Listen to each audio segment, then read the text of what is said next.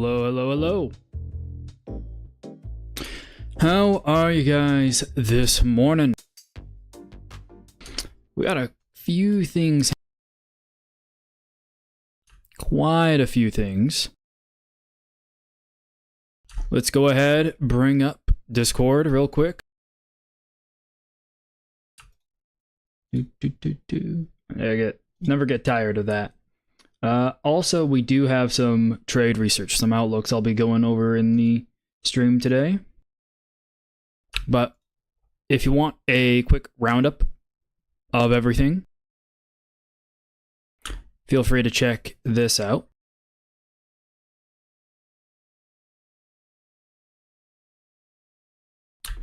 Alrighty, so we actually got a whole lot of outlooks broken down here. I want to bring some immediate attention to this because this is just very, very nice. Very, very nice outlooks. And then just more, I haven't even got to this stuff yet. So these are outlooks on dollar and euro and the ECB from institutions and their forecasts and why they have those expectations. So that is a crowdsourced outlook. Thank you very, very much. Like Christmas. And no, there's a lot more. Westpac talks about China political instability. I actually received a few pieces of commentary talking about China's political instability over like the last 48 hours here. IEA, or the EIA, has a higher forecast now for the remainder of 2023. There is also a good breakdown of the EIA data from Mark Rossano, Primary Vision Network. You can go here. If you click on Outlooks, it'll take you right to the Outlook and all the videos you can watch here. Then under Announcements, again, Midweek Outlook, right above the link for today's stream. Trump was on Tucker. You can go ahead and watch that by clicking there.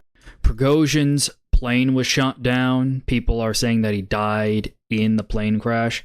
There is, though, conspiracy and rumors that he was actually in a secondary plane.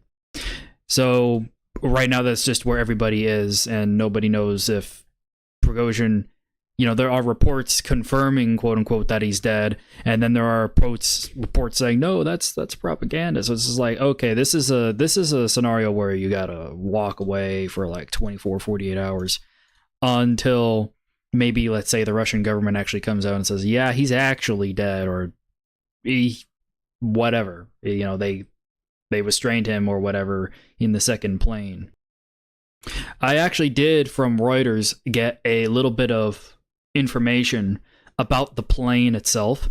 It turns out that the type of plane that Prigozhin was in, it's only ever had one mechanical failure, and it wasn't a fault of the plane in the last 20 years. So it's a very robust plane he was flying. So, you know, some other commentators I've talked about to say, yeah, this is definitely political assassination. So we'll see. Well, as going into the weekend, that story is definitely going to develop. We have a quarterly look ahead here from Guggenheim. Wells Fargo did this huge freaking wrap up on AI.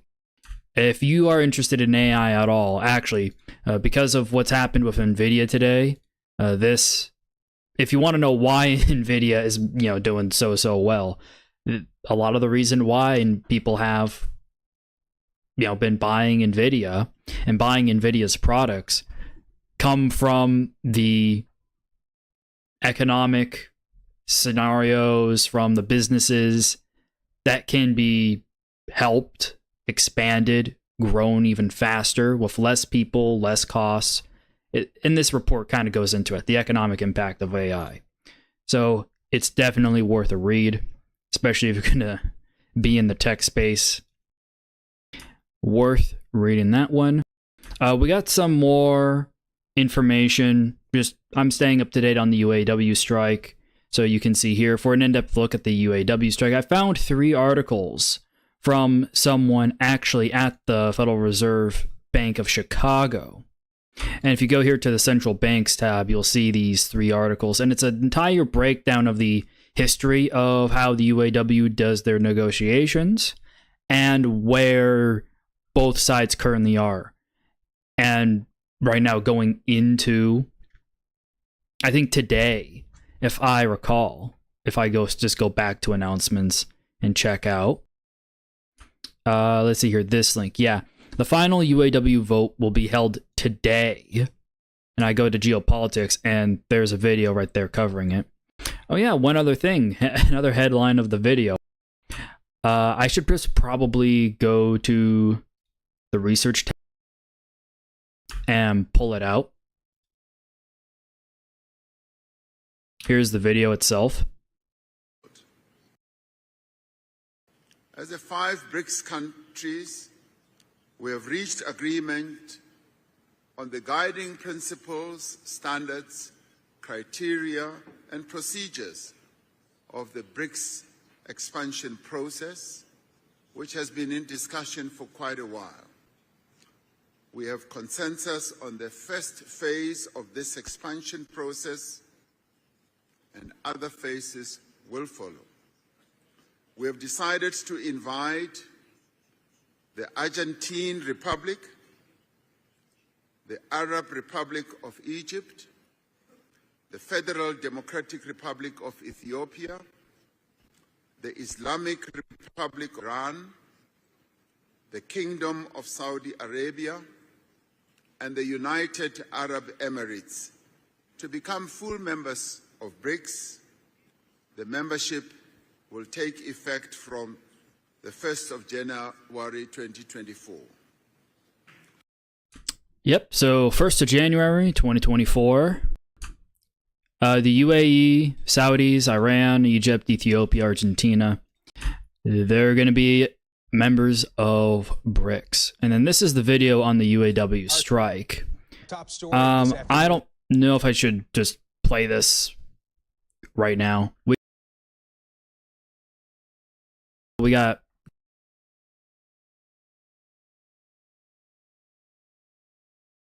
in the chat so far. Let's see here. Just gonna keep that open over there. All right, let me go ahead and hide that.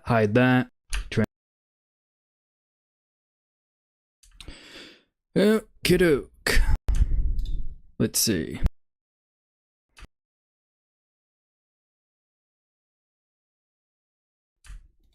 All right. So dollar probably hit a likely top for the month. There's still some chance it goes higher.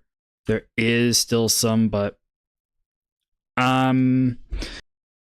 it's really an iffy scenario here because while we had this big spike up on the horrible European PMIs, when the US PMI was released, we got this big red. So this was the bad European PMI, and this was the like milquetoast US PMI.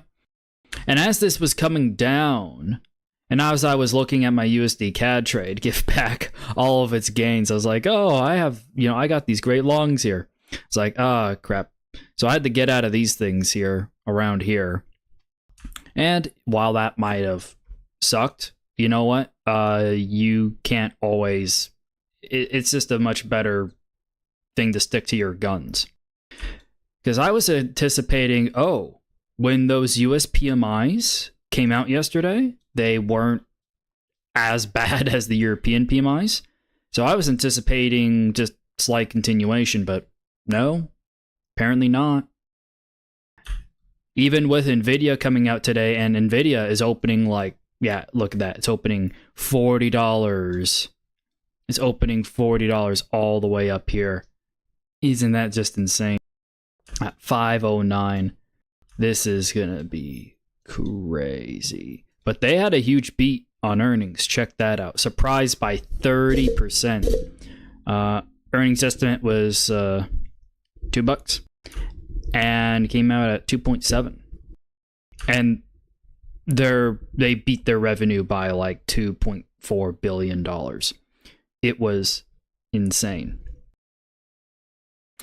TradingView's actually got some nice graphics here on financials. So if you ever wanted to look at these breakdowns, yeah, check that out. This is nutty. All this extra little bit of data, dividend history, yeah, all that good stuff. But yeah, NVIDIA had massive outperformance, and it is going to gap up $40 here. I think, let's go ahead and check it out. I think gap up to a new all-time high, pretty much. Yep. Just crazy. I mean, look at the last time it gapped up. It also gapped up 20% here. And that's a gap up of about 8%. So it's not as crazy as what happened here. So this is still pretty damn good. Okie doke. I mean, that's pretty much NVIDIA. Nice, awesome gap higher. As far as just to continue on that USP, I still have expectations that the dollar will have some positive drift to it, because just the scenarios going on in Europe are way, way worse. But that's more of a euro-dollar scenario. When it comes down to Canada, Canada is also seeing a lot of slowdown. There's actually a viral clip that's been blowing up in the last 24 hours of a dairy farmer who filmed a video showing how much milk he had to dump because of some regulatory body saying he, can't bottle or save any more of the milk because he's past some production quota. So he has to literally dump, thousands of liters of milk just off into sewage. So that's got people on Twitter pretty darn mad. So this is the next Canadian outrage, right? When we look at something like Eurodollar, still getting that bit of a negative drift. I had some positive expectations at this point, but it's just, I don't know how much more you can give here. I do still have short buys here. I'm still on that short, but man, I'm looking at this on the month, and I'm still, I still have this expectation down here, right? Especially with those bad European PMIs. For Canada, looks like they're probably going to be holding up. I'm expecting sideways here for the rest of the month here. Australia and New Zealand looked like they had a pop, but I'm also fading that move. You can pretty clearly see my shots on, I believe, Australia, more specifically if you look at the day. So I took some shorts here, anticipating the top for the week, right around here. At this peak here in the distribution, so I was like, oh, cool, up, up, up, up. I'll go ahead and take a shot. And if it stops out here, I'll stop out and take another shot up here. Turns out that did turn out to be at the top. Yeah, and that trade's doing pretty well. The margin I had on that USD CAD, I had flipped over into Aussie dollar. So, this kind of sucks. The trades would still be in profit if I held them through this spot here, but it's just like, I saw the better opportunity set up on the Aussie dollar. Went through with that. Let's see here. I went through my YouTube subscriptions just to see what people were doing so far in the day. And I saw some guys saying, oh man, gold is probably a great short for the day. And they were saying it before this recent down move. So far, they're probably dancing up and down. And if they were doing a day trade, right, that's actually not the worst spot in the world, in my opinion, to take a shot at the short side, because you got this bump here in your distribution where your probabilities get higher on the day for your short. And you still got like 90% of your probabilities for finding your low on the day lower than where we opened. So, yeah, that looks like a pretty straightforward setup to me. Although the entry was up here, so, the timing's now off. These are 3-hour bars, so it's like the trade was like 4 or 6 hours ago. But the good part is that when you got this indicator, you get these levels at the open of each day. So you can just set up limits. Let's see here. Anything else? Let's check out oil. Any good news here on oil? With the EIA expecting Brent to go higher. Let's see, Brent. Let's see. Go here, Brent. So EIA is expecting Brent to head back to 87, which is up here. Well, I mean, if there's going to be a shot up, and there still is decent demand for energy. I mean, if it's going to get another shot to 87, you know, I'd probably try and look at opportunities and events where that could potentially happen sometime next month. Because I don't know if there's going to be any more serious catalysts for oil this month here in August.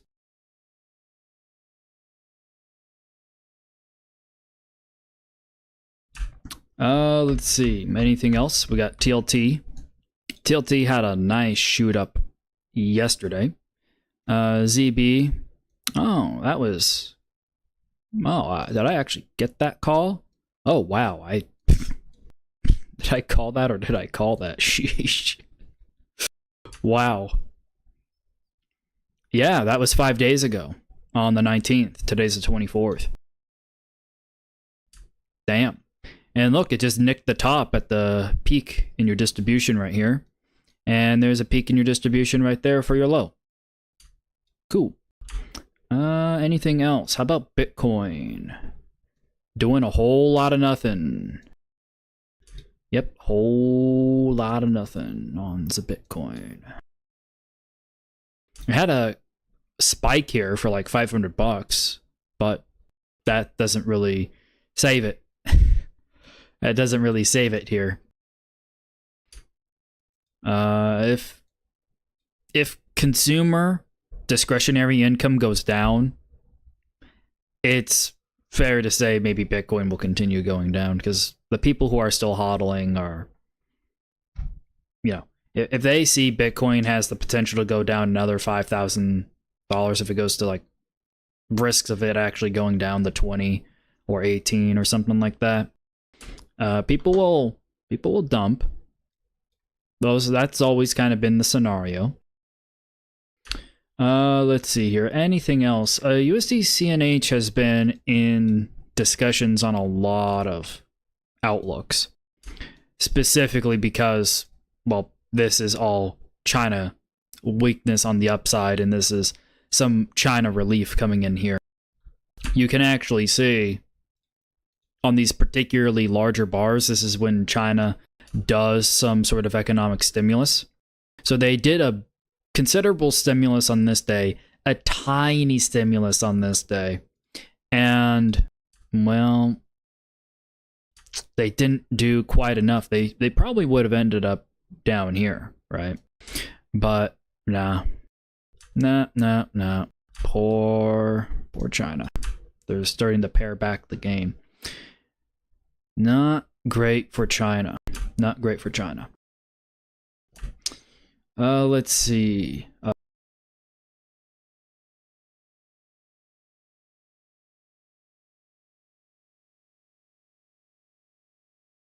Here we go. Go ahead and do a quick little transition. Thank you. Don't want to listen to you. Let's see here. FX forecast update. By the way, links to all this stuff is in the Discord. So if you go here to the Discord, and then I believe Outlooks. Yep, there we go. Go to Outlooks, and you'll find the public-facing links for this stuff. See, there's the FX forecast one. Yep.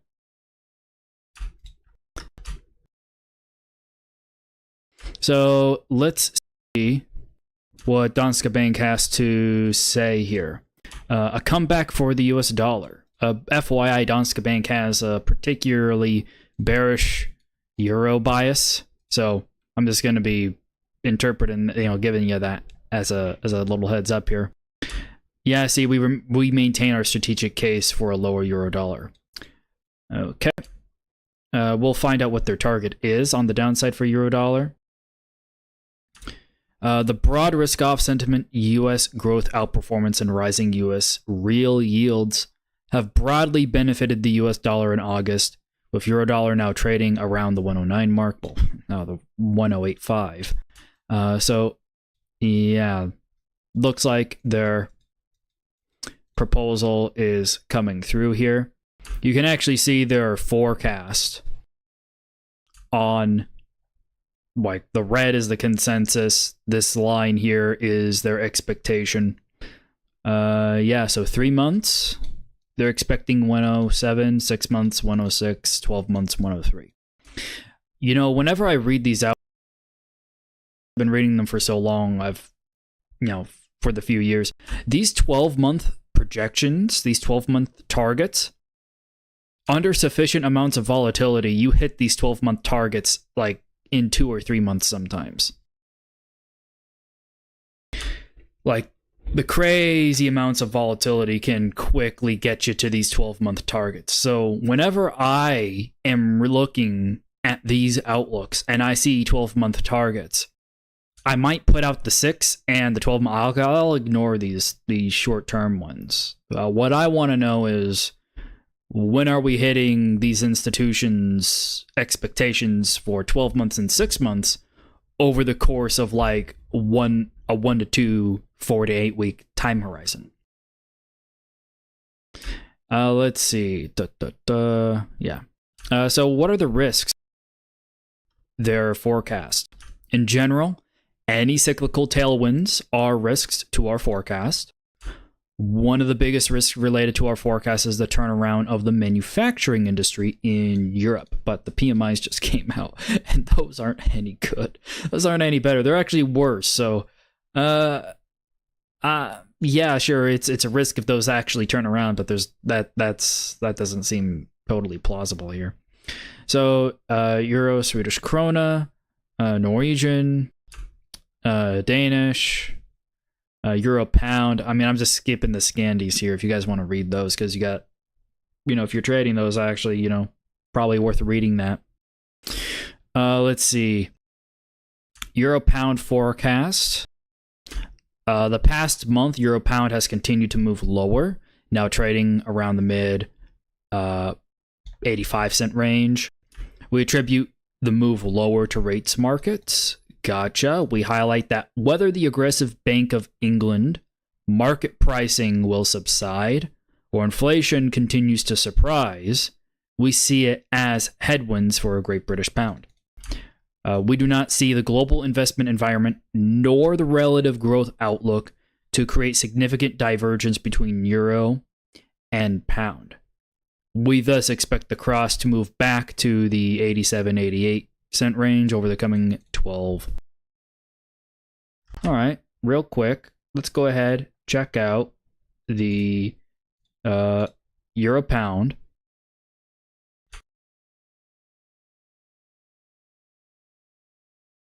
Nice little rebound. Man, check that out. This probably would have been on a stop. Yeah, that probably would have hit a stop. That's actually a pretty unlikely spot to find your low. Yeah. But this is also where day trading, these range probabilities come in handy. Here, real quick. Tickle my fancy here. Ooh, check that out. Hit another peak. Hit another peak. But yeah, even if you went long there, your stop would have had to be around that S3. Yeah.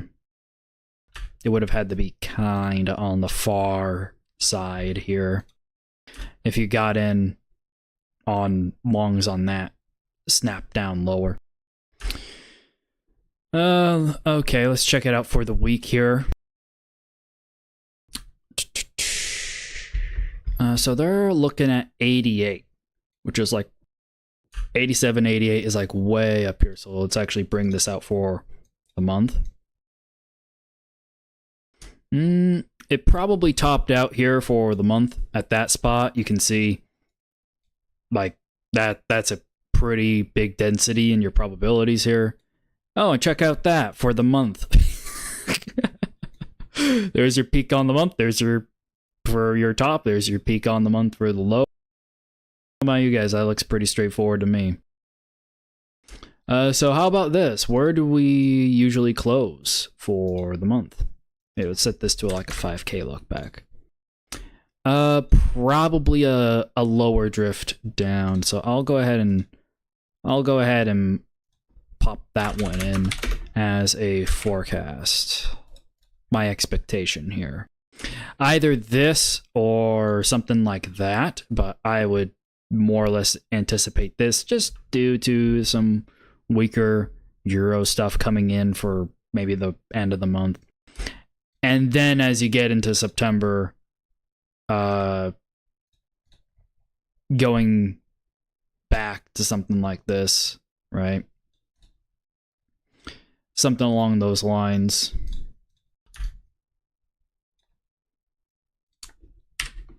And because I don't know exactly what spots I'm going to be looking at until we get into next month, I'm not going to keep that line on the chart.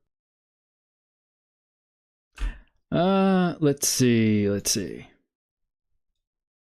Alrighty, well, for the guys watching, thank you guys for watching. I'm not done with the stream. Watching. And also for anyone hanging out here in the Discord. After the stream's done, I'm going to be hanging out in the trading room on Discord. Alrighty. Let's see, is there...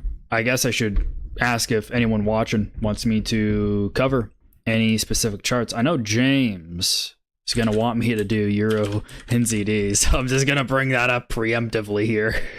I'm just going to preemptively bring up Euro New Zealand always.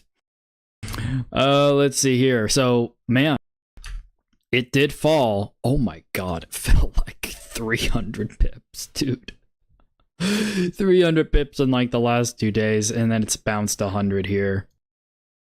Oh my word. Oh man. Dude, that.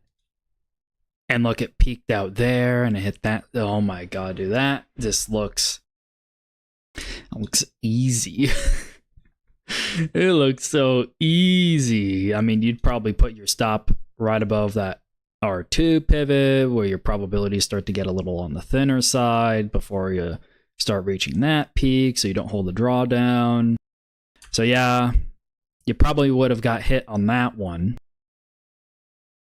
And then taking it all the way down to here, you probably wouldn't have got out right at the tippy bottom. You probably would have hopped out here right at the 182 spot flat, because see, that's the psych level 182 lines up with our peak in our distribution. And then the US data came out, the US PMIs, and that gave some reprieve going into today. But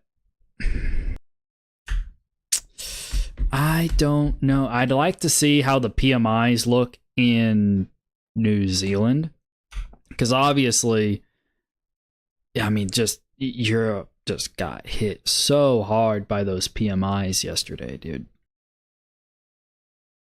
And the US could potentially get hit a lot more pretty soon here when those workers go on strike. Yeah, it's not, I've already had 5 or 6 people ask me, Joe, you're talking about these strikes. You're talking about the writer strike or the director strike. I'm like, yeah, that's actually going to create an impact too, because all of these big Hollywood studios now have to delay their projects because actors are now getting involved and the writers are already on strike. So all these projects that they wanted to release even going into the first half of next year have had to get delayed. So, yeah, there's it's going to be a volatile mess. And that's just to say that there's going to be a great deal of uncertainty into getting the exact precise numbers of how much some companies are going to make or how much some consumers are going to spend. So it's just better to be on the more conservative side of things, stay on the safer side, stay on the more probable side. And yeah. Oh, I think, and speaking of staying on the probable side, oh, look at that. Hey, caught the top, I think, for the week here. And then if I go back to USD, yeah, you know, I think this was the right move because I effectively got out for a small profit here. From here to here, this is 33 pips. And then from here to here is 41. So I think I eked out like an extra 10 pips here. I think I did a decent trade. Hopping out of this. So it, sucks missing out on the whole like 80-point move up. But you know what? That's 87. So yeah, not hopping out of this I think was the right decision. Could probably continue going into the 107 in September sometime. At least that's what I'm reading in the outlooks. So I'm just staying on the bear side on this side here. Let's real quick check out how the auto companies are doing. So yesterday, GM had a nice little pop. Ford, nice little pop. Looks like they found some stability in the last week on their pricing. Same thing with Stellantis. Yeah, man. They got hit hard on that 14th when those unions all came out and said, hey, we want to get paid. Oh, man. Yeah. All right, we're about 34-ish minutes into the stream. If you guys have watched this far, please leave a like. Sorry for the no face cam this time around. I'm just doing the stream here. Discord pretty soon. Spent a lot of time getting the outlook done. Specifically getting that extra, if I could bring up the Discord real quick. Getting this thing written. Yep. So definitely take advantage of this. Definitely follow up on this stuff. And I don't know exactly how to say this, so I'm not going to make an attempt because I want to say the name of an animal here. But no, go ahead and leave a big thank you for all this work here in the Outlooks crowdsource. I'm definitely going to be reading this with people in the trading room after the stream is done. Hopefully you guys have enjoyed kind of this coverage of what's happened so far today. You know, instead of streaming for 1, 2, 3 hours a day, just aimlessly looking at charts, it's like boom, boom, boom, boom, boom. Here are the outlooks, here are the charts, here's what we're looking at. And let's have time to do other things we want to do in our life other than look at charts and reading about geopolitics and economic outlooks. It is feasible to get all this stuff done in an hour or two when you have help in an actual trading community that will help you do the research, at least collect it, so that then you can read it, come to your own autonomous trading decisions. So with that all said, I'd like to thank you all guys for watching. And I'll see you guys in the stream for tomorrow. We have so much happening, like Jackson Hole. Hopefully I can do a stream with another person. Yeah. It'll be a busy day tomorrow. Thank you guys for watching. I've been your boss, Joe Boss. And I'll see you guys in a bit.